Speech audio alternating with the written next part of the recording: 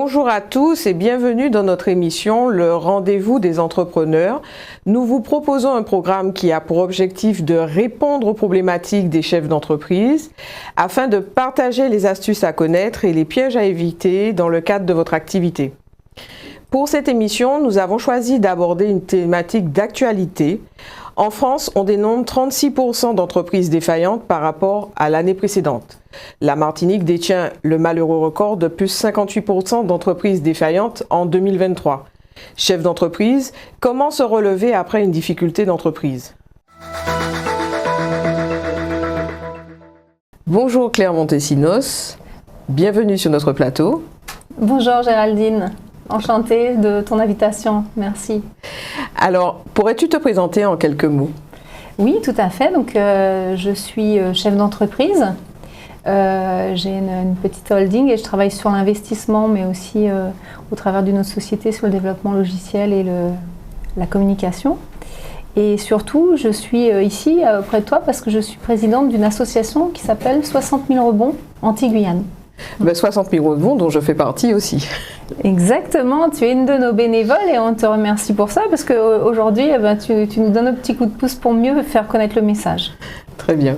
Donc en fait, l'objectif de cette émission, c'est comme nous appartenons toutes les deux à la même association, c'était vraiment de pouvoir montrer aux chefs d'entreprise qu'il existe une vie après les difficultés d'entreprise.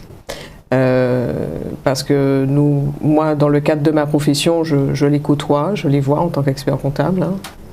Et toi, en tant que présidente, tu as tout ce rôle d'accompagner ces personnes après une difficulté.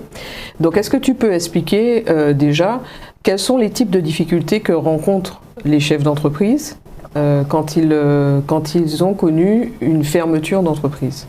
Écoute, je dirais que les difficultés, elles sont de trois ordres. Il y a une difficulté immédiate qui est la perte de revenus. On ne liquide pas toujours son activité sans perdre des plumes, je dirais. Donc il y a cette situation où il y a besoin de réassurer tout son environnement financier immédiat. Mais après, il y a deux autres facettes, et c'est deux autres facettes aussi qu'on travaille dans l'association. La première, c'est de gérer cette situation dans laquelle on s'est senti en échec et de la transformer en une réussite sur le plan personnel, humain. Voilà, donc c'est quelque chose qu'il faut digérer. Les chefs d'entreprise, une fois qu'ils ont liquidé leur entreprise, leur environnement change. Il y a des personnes qui sont confrontées au divorce, il y a des personnes qui sont même dans des pensées suicidaires. Enfin, c'est quelque chose de démoralisant, on peut le dire. On sort du statut de chef d'entreprise qui est toujours challengé, dont l'objectif est toujours de croître et de réussir, pour se retrouver du jour au lendemain sans activité ou avoir géré uniquement des activités, je dirais, négatives, quoi.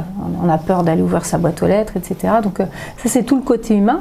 Et puis le troisième défi, c'est de se refaire un destin professionnel au-delà de cet échec. Donc que ce soit un destin professionnel salarié ou bien un destin professionnel d'entrepreneur à nouveau, parce que parfois on a bien envie de remonter en selle quand même. Tout à fait. Et qu'est-ce qu'il existe? Quels sont les dispositifs qui existent? Quelles sont les associations qui existent?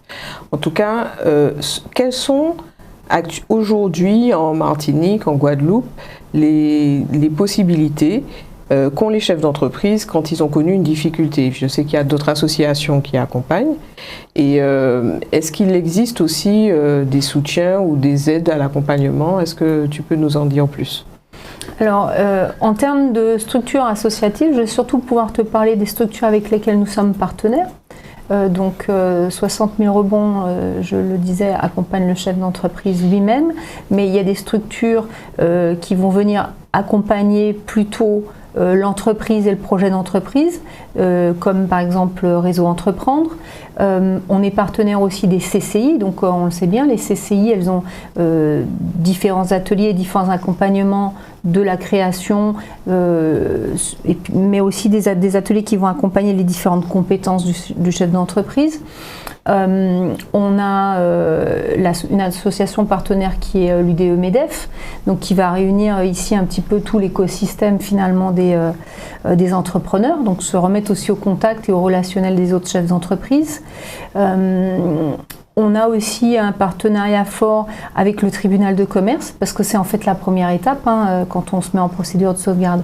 On rencontre le tribunal de commerce et le président du tribunal de commerce de Martinique est très à l'écoute et on a pas mal d'actions avec lui.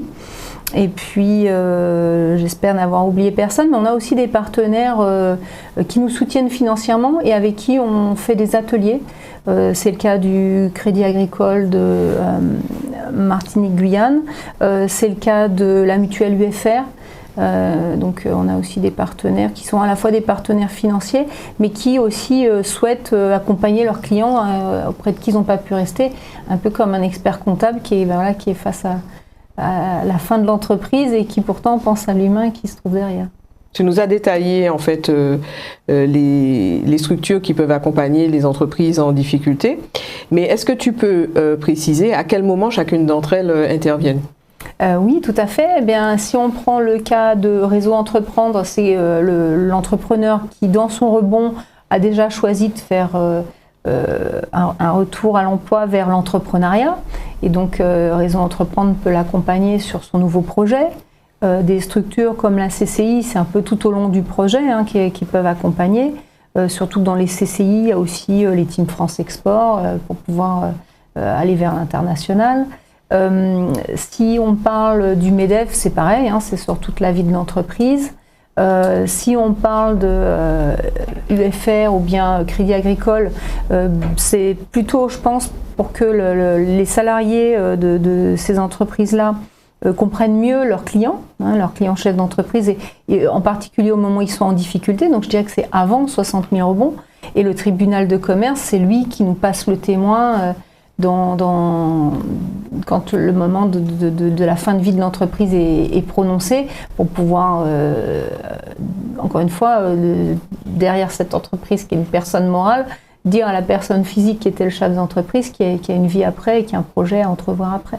Donc quel est le rôle de 60 000 rebonds dans tout cet environnement en fait? Alors le rôle de 60 000 rebonds, déjà c'est un réseau de bénévoles, donc c'est un accompagnement humain. Il y a deux piliers, je dirais, de cet accompagnement humain. L'association, il faut savoir qu'elle existe depuis 10 ans. Elle a été créée aux Antilles-Guyane il y a à peu près 4 ans. Moi j'ai repris la présidence au mois d'octobre, mais je suis présente dans l'association depuis un petit moment. Et donc c'est une association qui a des méthodologies de fonctionnement qui sont déjà installées. C'est ce qui je trouve intéressant aussi avec le fonctionnement de 60 000 rebonds. Et donc on forme un trinôme. Pour aider l'entrepreneur en rebond, on appelle comme ça la personne qui souhaite rebondir, qui souhaite recommencer un projet professionnel. On place à ses côtés un coach professionnel certifié, avec qui il a un contrat de coaching, il a 7 séances d'accompagnement pour l'aider à rebondir et je dirais se reconstruire personnellement, émotionnellement. Et il a un parrain ou une marraine. Gratuit, payant? Non, c'est que des bénévoles. C'est vraiment un accompagnement bénévole. Ah, cet accompagnement gratuit. C'est gratuit pour le chef d'entreprise qui nous rejoint. Il y a une cotisation. Tous les membres de l'association ont la même cotisation à payer, les entrepreneurs également. C'est une cotisation symbolique puisque c'est 30 € par an. Mais c'est un accompagnement humain. Et pour les coachs, effectivement, donc c'est le métier, puisque ce sont des coachs professionnels, ils réalisent ces prestations-là gratuitement, bénévolement. Et l'autre bénévole qu'ils ont à leur côté, c'est un chef d'entreprise qui donne de son temps pour accompagner un père et donc échanger sur le passé, mais aussi surtout beaucoup sur l'avenir et construire ensemble un plan d'action. Donc rester dans cet écosystème, ce mindset entrepreneurial, en se disant finalement le projet professionnel que j'ai, c'est de me reconstruire un projet. Et donc le parrain ou la marraine, il est là pour apporter une écoute, une expérience, et valider avec l'entrepreneur en rebond que ce plan d'action se déroule et qu'on est bien en train de cheminer vers une solution. L'accompagnement dure 2 ans. Il y a des gens qui rebondissent avant, mais voilà, on se donne 2 ans, on se donne le temps pour d'abord gérer les difficultés immédiates.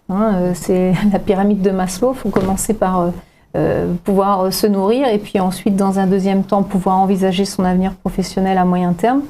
Et pour réaliser ce cheminement, on se donne 2 ans. Claire, est-ce que tu pourrais expliquer quels sont les besoins concrets des chefs d'entreprise quand ils viennent vous voir dans cette association? Qu'est-ce que vous voyez quels sont les besoins d'accompagnement dont ils ont vraiment besoin? Le besoin le plus prégnant, je dirais, c'est déjà de se refaire un réseau semi-professionnel, puisqu'on est en train de reconstruire la vie professionnelle. Parce que le réseau précédent, en général, les abandonne. Et donc, il y a d'abord ce maillon humain qui est très très important, d'avoir un accompagnement en 2 à 2, je t'en parlais, l'entrepreneur en rebond avec son coach, l'entrepreneur en rebond avec son parrain ou sa marraine, mais aussi des ateliers collectifs. On appelle ça des comités de pilotage. Et donc, pendant ces comités de pilotage, on fait des exercices de coaching qui s'appellent des GED pour privilégier l'intelligence collective. Et donc, ça vient conforter l'humain en nous qui a subi cette situation d'échec et qui veut se relever. Donc, le premier besoin, c'est vraiment un besoin humain. Et ensuite, ce qu'ils viennent chercher, c'est se refaire une conviction. C'est refaire le point finalement sur toutes leurs compétences qui vont, et tous les savoirs qu'ils ont eu au travers de cet échec et qui vont être finalement les fondations du projet suivant. Et est-ce qu'ils ont un besoin de faire appel à des experts ou des personnes? Tout à fait. C'est dans les bénévoles que l'on intègre, il y a des coachs, il y a des parrains-marraines, il y a des gens qui font partie du bureau, il y a des référents coachs, des référents parrains-marraines, des gens qui sont sur le partenariat, donc tout notre écosystème qui nous permet de fonctionner au quotidien. Mais il y a aussi un réseau d'experts. Le premier réseau d'experts auquel on fait appel, ce sont des avocats, et en particulier les avocats qui sont spécialisés en procédure collective. Un petit peu le parallèle avec les experts comptables ou les banques ou les mutuelles, c'est le même cheminement, c'est-à-dire que l'avocat, il accompagne son client à la barre du tribunal pour la procédure de sauvegarde, le redressement judiciaire, la liquidation. Et donc, les avocats qui interviennent là pro bono sont surtout des avocats qui sont sur ces phases-là et qui viennent accompagner l'après. On a aussi des psychologues du travail, des gens qui sont spécialisés dans la QVT, la qualité de vie au travail. On a besoin d'experts comptables, notamment pour aussi accompagner je dirais les projets de reprise sur leur réalité économique, parce que ça c'est très important. On voit que c'est un facteur fréquent d'un succès, des problèmes d'anticipation sur la gestion, sur les besoins financiers, etc. Et donc, sur le projet suivant, ils n'ont pas envie de se heurter au même écueil. Donc, on a vraiment aussi un bon réseau de partenaires et on apprend aussi en grandissant, parce que on accompagne des gens depuis 2 ans et demi à peu près. L'association, elle s'est structurée pendant le Covid, donc ça prend un petit peu de temps d'avoir des entrepreneurs en rebond. Là, on en a une vingtaine qui sont accompagnés. Et donc, là, on commence à arriver au terme de ces accompagnements et on commence à avoir vraiment un process écrit et qui nous permet d'aiguiller, en fin de compte, l'entrepreneur en rebond en fonction de son propre besoin vers tel ou tel expert et donc cheminer vers son projet de relance, de rebond. Mais finalement, dans ceux que vous avez accompagnés, puisque là vous arrivez à la fin de cycle pour certains qui ont fini, certains, oui.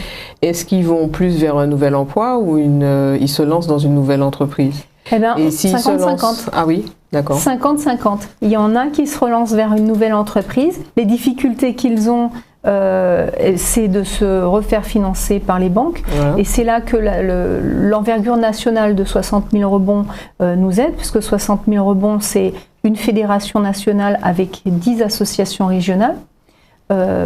60 000 rebonds Antilles-Guyane, c'est la 10e région de l'association. Et donc, cette fédération a déjà été œuvrée, je dirais, auprès de l'État pour obtenir des modifications de la loi, notamment sur les qualifications bancaires, de manière à ce que l'entrepreneur qui a liquidé et qui souhaite recréer puisse rouvrir des comptes dans une banque, etc. et recommencer un nouveau projet, même si son projet précédent a échoué. Très bien. Donc, est-ce que vous avez des exemples, alors pas forcément des personnes comme ça qui sont passées forcément par cette association, d'une façon plus large, est-ce que vous avez des exemples de chefs d'entreprise qui ont réussi après un échec ou qui ont réussi à se relever pour aller vers un succès? Est-ce que vous en avez comme ça des exemples? Oui, il y en a des très connus. Steve Jobs, à un moment, il avait perdu Apple, donc c'est des success stories, je dirais, internationales. Et puis des success stories aussi beaucoup plus locales. J'ai eu la chance d'accompagner, moi, un entrepreneur en rebond en tant que marraine, oui, dans mon domaine d'activité de l'informatique. Et c'est amusant parce qu'en fait, je l'ai croisé ce matin en voisin à l'aéroport, c'était un petit clin d'œil. Lui, il a rebondi dans le salariat et donc il aimait beaucoup son emploi précédent et toute la relation avec les partenaires, etc. Et là, il a rebondi dans le salariat et il est responsable des partenariats. Donc, il voyage un peu partout pour une grande enseigne qui a besoin de mieux se faire connaître, de mieux se marketer, etc. Et donc, il réutilise ses compétences et que ces compétences-là dans un nouvel emploi, et puis toute la dimension du chef d'entreprise un peu administrative, le fait d'avoir un peu cette charge mentale et même financière chaque mois de devoir faire les salaires de tous les employés, etc. Ben, il l'a plus, il est libéré de cette charge-là, mais par contre il peut à nouveau utiliser ses compétences de réseautage, de partenariat, etc. pour faire grandir une marque et il est assez content. Je l'ai vu ce matin quand je venais te voir. Bon, ben alors c'est un succès, c'est très bien. Oui. Alors, on arrive à la fin de l'émission et je voulais savoir quel serait ton conseil pour des chefs d'entreprise qui connaissent des difficultés ou qui vont fermer leur entreprise. Et quel conseil que tu pourrais leur donner?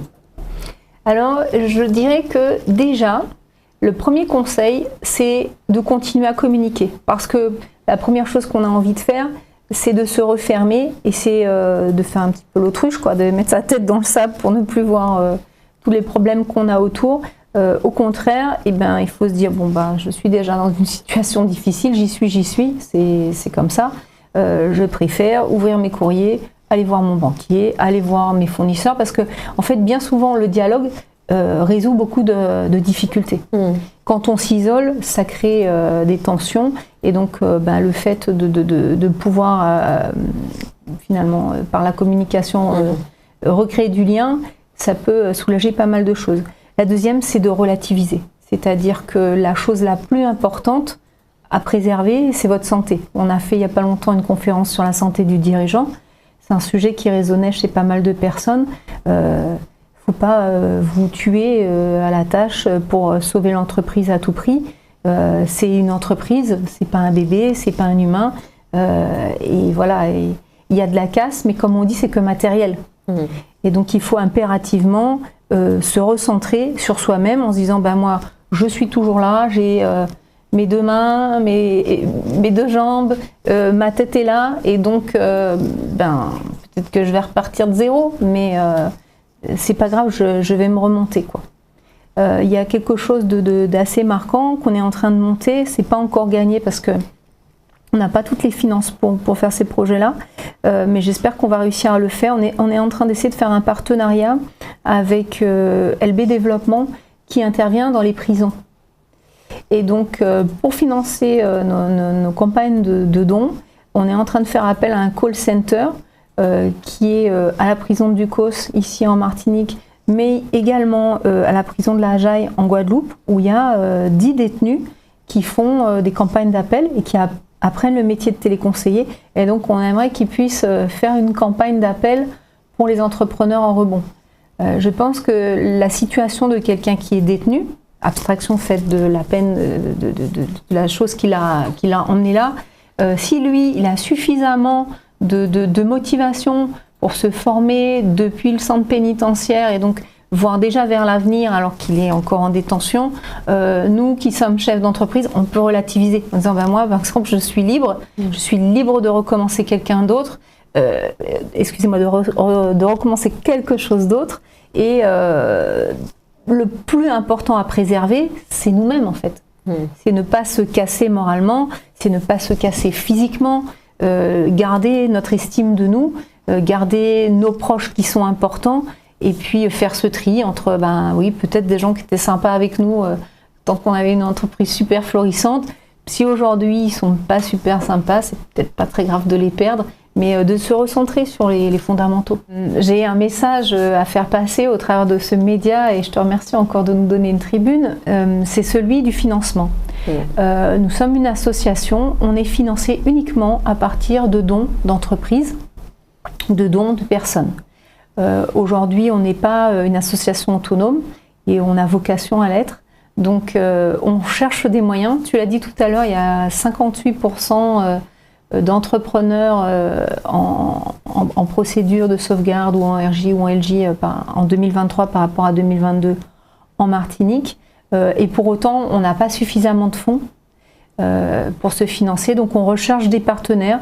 Ce sont des entreprises dont les clients sont des chefs d'entreprise. Donc pensez à vos clients, faites un petit geste et apportez une contribution finalement à 60 000 rebonds pour nous aider à ce que ces chefs d'entreprise d'hier redeviennent chefs d'entreprise de demain et reconsomment chez vous.